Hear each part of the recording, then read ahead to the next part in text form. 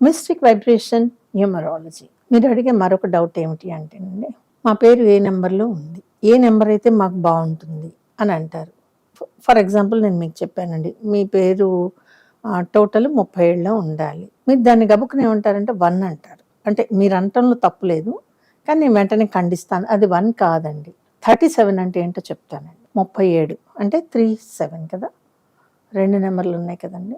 So 37 దీన్ని మీరు multiply చేసుకోండి. 3 × 7 21. ఇక్కడ 1 వచ్చిందా? మీరు కలిపే లెక్కలో 1 వచ్చిందా?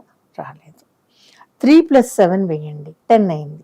అంటే మీ లెక్కల్లో 1 అయినప్పటికీ నా లెక్కల్లో 10 అనమాట. ఇప్పుడు 3 - 7 వేయండి. -7 వేసినప్పుడు మీకు -4 వస్తుందండి. ఎందుకు? ఆ -7 వాల్యూ ఎక్కువ కాబట్టి -4 వస్తుంది. అంటే ఎవరైతే 37లో పేరు పెట్టుకున్నారో వాళ్ళకి 4 అనేది మైనస్లో ఉంటుంది. కాబట్టి ఇంజనీరింగ్ విద్య రాకపోవచ్చు, మెడిసిన్ అందకపోవచ్చు, బిజినెస్ వైపు వెళ్ళొచ్చు, contracts, civil works, construction, real estate ఇలా వెళ్ళొచ్చు.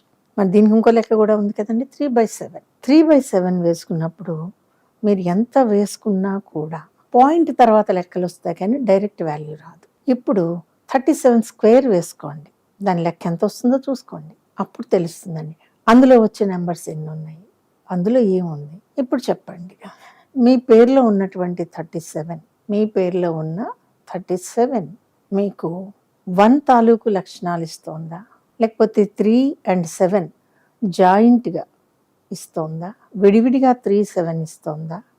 నిజంగా 37 పవర్ఫుల్ నెంబర్ అయినా ఎవరికి లెక్కలు వేసినా 37 ఇలాగే వస్తుంది. ఇప్పుడు ఇక్కడ నాకుగా నేను ఇన్వెంట్ చేసి మనం దీన్ని ఎలాగా ఒక డేట్ ఆఫ్ బర్త్కి సరిగ్గా సరిపోయేటట్లు చూడగలము అన్నది నేను చూసుకున్నప్పుడు, ఒక డేట్ ఆఫ్ బర్త్లో 3 బాగుండాలి, లెక్కలు వేసినప్పుడు 7 కూడా బాగుండాలి.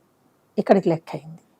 తర్వాత మనకి లెక్కల్లో -4 వచ్చింది కాబట్టి ఈ డేట్ ఆఫ్ బర్త్లో 4 కూడా మైనసే ఉండాలండి.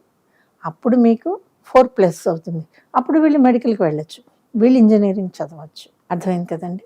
నెక్స్ట్ ఇంకొక అతి ముఖ్యమైన విషయం, ఈ 37 పేరు పెట్టుకునే వాళ్ళకి వీళ్ళ డేట్లో అంటే డేట్ ఆఫ్ బర్త్లో ఉన్న నెంబర్స్ అన్నీ కూడా మనం లెక్కలన్నీ వేస్తూ ఉన్నప్పుడు ఒరిజినల్గా బలం ఎంత ఉంది, ఒరిజినల్గా 3 అనే నెంబర్కి అందులో బలం ఎంత ఉంది, 7కి ఎటువంటి బలం ఉంది, ఇవి అన్నీ కలిపి మీకు మ్యాక్సిమం ప్లస్ పాయింట్స్ వచ్చినాయి అనుకోండి, అప్పుడు మాత్రమే మీకు ఆ 37 బాగుంటుంది. మీ పేరులో ఆ వాల్యూ, ఆ 37 మీకు ఏమైతే పుస్తకాల్లో వర్ణించారో మహారాజ సంఖ్య జరిగి తీరుతుంది.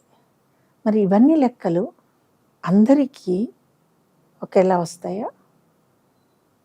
రావు. కాబట్టి ప్రతి వాళ్ళకి 37 ఎలా ఫేవరబుల్ అండి? నేను పెట్టుకోవచ్చు కదా. ఇప్పుడు నేను ఇన్ని నెంబర్స్ చెప్తున్నాను కదా, నేను మాట్లాడితే నాకు ఇష్టం వచ్చిన పవర్ఫుల్ నెంబర్లో నా పేరుని మార్చేసుకోవచ్చు కదండి. పడుతుందా అది?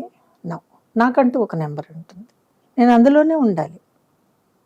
ఎప్పుడైతే నేను అందులోనే ఉంటానో నా స్థానానికి బలం పెరుగుతుంది, నాకు ఒక పీఠం ఏర్పడుతుంది, పీఠం మీద నేను నించోగలుగుతాను.